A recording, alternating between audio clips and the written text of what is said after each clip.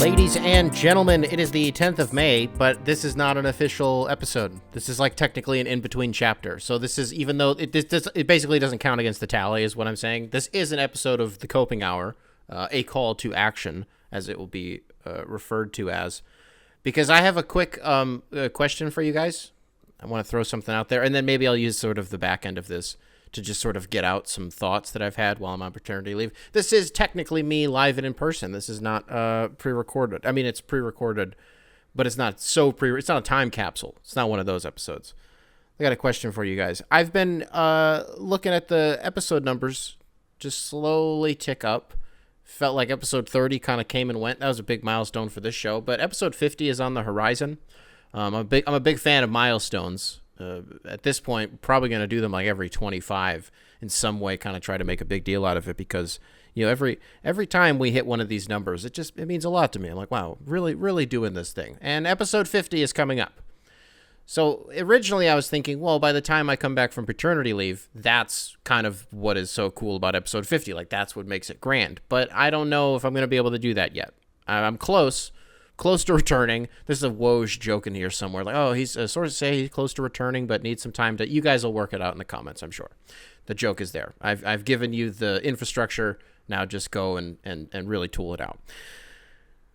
I don't know, however, if it would actually be a little bit more interesting and engaging if I did a best of episode of the Coping Hour to commemorate 50 episodes. And we have, 50 hours of this show backlogged, and we're, reliving some of the best moments. But here's the problem. I can't do that. I don't know what moments were like well received and like what you guys actually laughed at, because sometimes that's the tricky thing about this show. Sometimes I say something and you guys laugh at it and I wasn't trying to be funny, but sometimes when I am trying to be funny, I have no idea if it actually gets the reaction that I wanted to. I don't know. That's the problem with this relationship that you and I have, is I don't know when you're laughing and when you're not laughing. So I'm going to need you guys to kind of help me out here. However, if you can't think of anything really off the top of your head, and yes, I've already did a super cut of all of the grizzly bear versus a gorilla shit. Next thing, that's already in the episode. I got like 8 to 9 minutes of like the best parts of it already spliced together, so don't worry about that. If you don't have anything, it's not going to offend me. I just figured I'd throw this out there as like a lifeline, and then that way you guys also help curate, what the best of episode looks like, and it's not just kind of up to me and whatever. So I've kind of been going back and watching some of the episodes, and sometimes sitting through like 45 minutes of them is fucking brutal, because I'm like, dude, you didn't have anything to talk about today, did you? Jesus Christ. So even watching them on like 2 times speed, it's like, I just got better shit that I could be doing right now. So, alrighty, folks, that's the call to action part of this. So let me know, copingoursubs@gmail.com, spelled phonetically. The email will be in the description wherever it is that you're listening to this. You don't have to just comment them on YouTube and Spotify. You can email into the show. Attach a link if you want. Maybe help me out. Really, give me a timestamp or something. And we'll see where that goes. But folks, I want to talk about some stuff. Just because while I kind of start to get back into game form, this is like an exhibition. This is like a preseason. This is basically my All-Star weekend. Boom. There we go. Is paternity leave. This is just my All-Star weekend. Okay, so I need to kind of ramp back up, get up to game speed. So I'm just going to kind of riff for a little bit, and we'll see where this goes, because a lot of stuff has happened since I've left, and I kind of want to jump into some stuff. Matter of fact, we got an email the other day. I don't love how frequently I've brought up RFK on this show in recent episodes. It seems like it just keeps happening more frequently and more frequently. But folks, as soon as you hear this, you're not going to blame me for bringing him up one more time. We got an email from Grayson. Grayson, welcome back to the show. Subject line here is worms in brain. Mr. Mo, we need your take on the RFK worms in his brain situation. How will this affect his campaign? Is this a political stunt to gain voters in a niche demographic? Can the worms be his vice president? How does this affect his legacy? Cheers and happy fatherhood. Grayson, I'm happy you sent this in, because here at the Coping Hour, we do cover all the biggest stories, and we do cover them from all angles. And a presidential candidate having worms for brains certainly feels like a big story. It certainly does. I guess it does. I guess it actually does, though, because when this originally came out a few days ago, it was from like the New York Post. So you take it with a grain of salt. You're like, okay, it's the Post, but what is this though? And I screenshot it and I sent it to my brother. My brother is like all about this guy. So I'm like, really? Like, Matthew, you want to vote for the guy who has worms for brains? And he was like, I'm so like preemptively annoyed at how this story is going to affect the way that people look at him.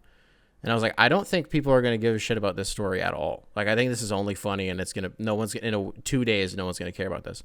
So the fact that Grayson sent in this email, I texted to him. I was like, oh my God, so people care about this? Do you guys care that Robert Kennedy has had at some point in his life worms in his brain?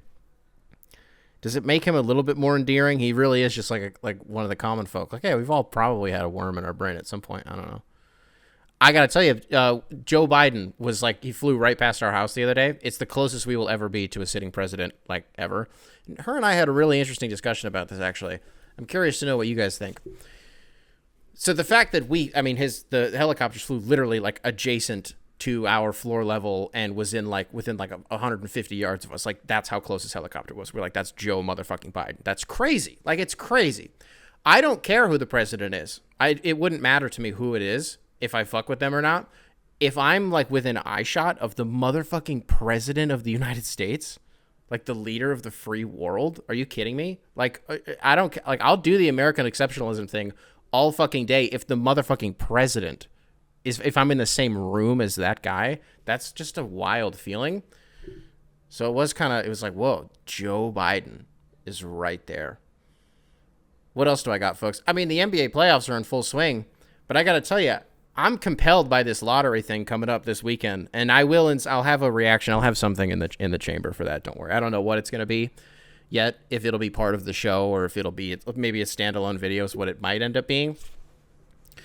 But there will be something on the lottery this weekend. And I put up a community post a couple of days ago, and I asked for your guys' input on this. I said, what is the funnier outcome with the NBA lottery on the horizon? The Detroit Pistons having the worst season, the single worst season in the history of their franchise, one of the worst seasons we've seen from an NBA team, period, in like 15 years, if we're being honest. A head coach who gave up trying and has applesauce brains, and a front office who also gave up, and they stink. That team getting the number one pick in a year that the consensus number one doesn't really exist, you could really take or leave being anywhere in the top five. You're like, sure, I guess. Like, it's probably the same quality of guy. Like, it's just, there's a lot of questions. In the year after Wembanyama, by the way, so it's already impossible to follow up that draft class, and that's just impossible. That's one thing to try and follow it up. It's a completely other thing for it to be the class that it is, right? I feel like historically, sometimes these classes come around and then, 6 months go by. These guys play like a half a season of basketball, and we can already tell, like, holy shit, no, these guys rule. We were all wrong about the class going in. But that remains to be seen, though. If ifs were fifths, we'd all be drunk right now. The Pistons getting the number one pick with everything that we've already talked about, and nobody really actually wants the pick. Is that funny, or is it funnier if they fall to 5? And because at least if you get number one, you're like, well, I guess it was technically a perfect tank. I guess it was technically a good tank. Like, it worked out in our favor in the end, I guess. Or it just doesn't at all. And you just pick 5th. Here's my thing. I'm going to throw this out there, and we're going to let this marinate. And sometimes when I say crazy shit, you guys always try to be like, oh, well, you don't know anything. Don't you know this thing, this thing, this thing? It does not matter what I know. It matters what I believe can be true and what I manifest. Okay? So I was thinking to myself, man, there are some coaches kind of going in and out of the old carousel. Is there a world where the Pistons bring in a new head honcho, president of basketball operations, and he's like, we got to figure something out with this Monty guy, with this Monty character. Oh, what's that? You guys also got the number one pick? Wow, okay, I'm walking into a really interesting situation. Already going to be kind of weird trying to trade that number one pick if that's what you wanted to do. There are already some weird limitations if you're Detroit doing that. Also because it's not that desirable of a pick. How much more desirable does it get if you attach Monty Williams to it? Just asking questions. Because you're going to tell, oh, he's the worst coach in the league. It doesn't fucking matter. He's not the worst coach in the league to everybody, though. There's a situation out there for him somewhere, right? We need to play motherfucking matchmaker. Okay? I think part of it is I also just want a coach to get traded. It's just, it's something that just doesn't happen enough. And any way, any avenue that I can take to be like, well, this is a path for Monty Williams to get traded from Detroit. I'm going to go down that path. And if you ever want me to agree with you on something in some way, loop it back to, well, we could also trade Monty Williams. Oh, cool. I'm on board with it. Let's do it. That's what I'm thinking. And then, what is this? What is this bullshit about JJ Redick has been in consideration for like 2 different, he's been for head coach for I don't know how many teams. The Lakers, I guess. And surely the Suns made a phone call or something. I got to motherfucking tell you something, though. Is how it's just not a victory lap show. It's really not. And I think one of the more annoying things that you see from talking heads, not just on television, they're in this medium too. How much it means to them to be right.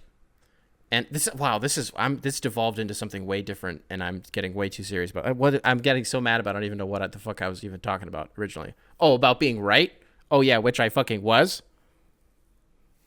Matt Ishbia, Joseph Tsai 2.0. These young, aggressive owners. If you want to get weird, you don't have a pick for 5 years? You don't have players. There's not a motherfucker on this team. You can't sign players. You can't. This summer, you just can't. If you're Phoenix, do you want the number 1 pick? Do you want the number 1? Do you know what I mean? And stuff. And if you want stuff with it too, you do oh my God, this is all coming to me in real time. Please stay with me. And hold on and stay with me, please. I need to really think about this. If you're Detroit, are you Phoenix? Okay, so you don't want to bring Monty back. You had buyer's remorse with Frank Vogel. Sorry about that. You don't want Monty Williams back. KD was like, fuck no. Or, no, don't do that, Nick. Stop. So you guys want Mike Budenholzer. That's fine. Detroit sends them the first pick. You send them Jaden Ivey, Isaiah Stewart because his contract, and stuff for whatever. And you get Kevin Durant? Because here's the thing. Oh, this is such a bad take. I'm just rolling with it though. Because here's the thing. Is if you're Detroit and that number 1 pick, who knows? Who fucking knows what that guy turns into this year? Are you going after Buzelis, number 1? Probably not. It's just such a bad fit for Detroit. I like him for a few other teams. Fucking not Detroit. He'd be fine for Washington. I don't think he would actually be that good for Washington either. So probably not Buzelis, right? So who knows? It's a crapshoot with that guy. Or do you just want 2 years of Kevin Durant? Is that the best value for the pick? But then you're also, that's so crazy. You would have to get back Grayson Allen or something. That's crazy. You can't do, holy shit, Nick, what? So you would do the first pick, Jaden Ivey, Isaiah Stewart, and stuff for motherfucking Kevin Durant, and that's it? Because what else? We want Royce O'Neal? The fuck? No. Is Nurk under a bigger contract? We don't even need him. Well, no, this isn't happening. Boo, Nick. Go to the next thing. What have I been up to? Well, I guess I could talk to you guys a little bit about the how the delivery went. She handled it like a motherfucking champion. I'm going to save this, actually. I'm going to save this for a different day. And I'm going to get out of here. Folks, remember the call to action. Best of episode. Hoping for that to be on the horizon. Just wanted to get in, get out some quick thoughts. Here's one thing, and we'll wrap up on this because this is quick. So I've just been thinking about so much. I've been so scatterbrained and so desperate to get back in front of a microphone. Let's say Taco Bell was down in a bad way, and they just needed a huge influx of cash.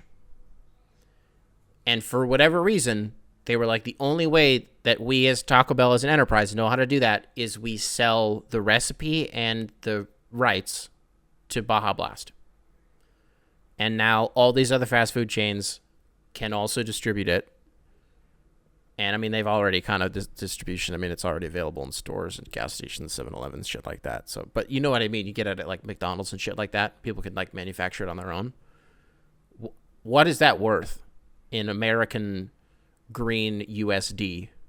What is the Baja Blast, like, empire, for lack of better phrasing, worth? Is that a $50 million deal? And you're going to say, Nick, that would crush Taco Bell. That doesn't make any fucking sense that it would crush Taco Bell. I know. I agree with you. But I'm just saying, in this scenario, Taco Bell is also bleeding for whatever other reason. And they just need the infusion, the cash infusion, desperately, for whatever reason. And they know that in the short term and long term, they're fucked. Like, it's gonna hurt. But at least this keeps them afloat for a while. $50 million is not going to do that.